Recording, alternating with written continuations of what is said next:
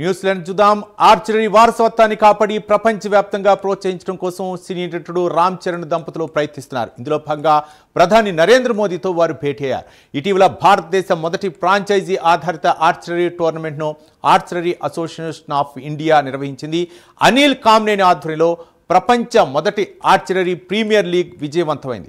సుమారు 36 మంది భారత, 12 మంది అంతర్జాతీయ ఆర్చరీలు పోటీ పడ్డారు. అయితే ఆర్చరీ లాంటి సాంప్రదాయ క్రీడను ప్రపంచ స్థాయికి చేర్చే దిశగా రామ్ చరణ్ వ్యూహాలు రచిస్తున్నారు. ఈ సందర్భంగా తన ఆలోచనలు ప్రధానితో పంచుకోగా ఆర్చరీ అసోసియేషన్ ఆఫ్ ఇండియాతో పాటు రామ్ చరణ్ను మోదీ అభినందించారు.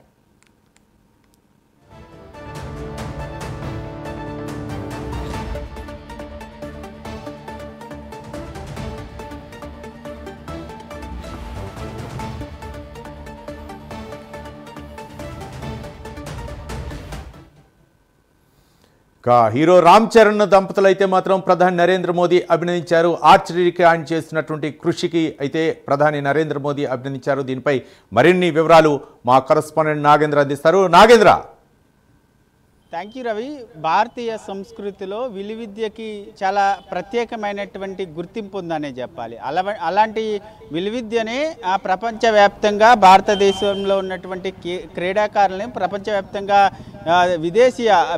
విదేశీయ వేదికలపైన నిలబెట్టడమే లక్ష్యంగా భారతదేశంలో సరికొత్తగా ఏపీఎల్ అనేటటువంటి ఆర్చరీ ప్రీమియర్ లీగ్ని ప్రారంభించడం జరిగింది. ముఖ్యంగా ఆర్చరీ ప్రీమియర్ లీగ్ చైర్మన్ అయినటువంటి అనిల్ కామ్నేని ఆధ్వర్యంలో ఈ నెల 2వ తేదీ నుంచి 12వ తేదీ వరకు, అంటే నిన్నటి వరకు కూడా ఈ 10 రోజుల పాటు అత్యంత వైభవంగా ఈ లీగ్ని విజయవంతం చేయడం జరిగింది. దీనికి ఆర్చరీ లీగ్కి బ్రాండ్ అంబాసిడర్గా రామ్ చరణ్ ఉన్నారు. ముఖ్యంగా రామ్ చరణ్తో పాటు అదేవిధంగా ముఖ్యంగా దీనికి సంబంధించి ఈ 10 రోజుల పాటు ఈ లీగ్ విజయవంతమైన తర్వాత ఈ అనిల్ కామ్నేనితో పాటు రామ్ చరణ్ దంపతులు ఇద్దరు కూడా ఈ ముగ్గురు, అదేవిధంగా మరొకవైపు ఆర్చరీకి ఇండియా ఆర్చరీకి సంబంధించినటువంటి అధ్యక్షుడితో పాటు ఇతర సభ్యులు కూడా నిన్న ప్రధాని మోడీని కలవడం జరిగింది. ముఖ్యంగా ఈ 10 రోజుల పాటు జరిగినటువంటి ఆర్చరీ లీగ్లో మొత్తం ఇండియాకి సంబంధించి 36 మంది క్రీడాకారులు పాల్గొంటే అదేవిధంగా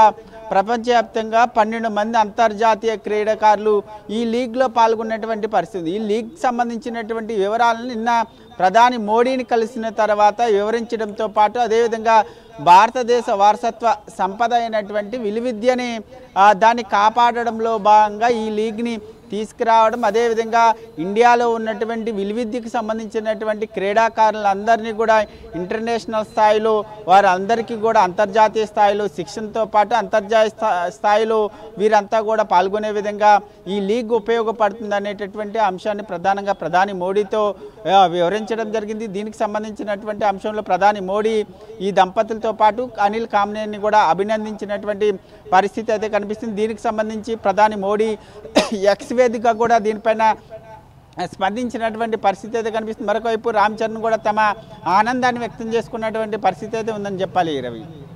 రైట్, థ్యాంక్ యూ నాగేంద్ర.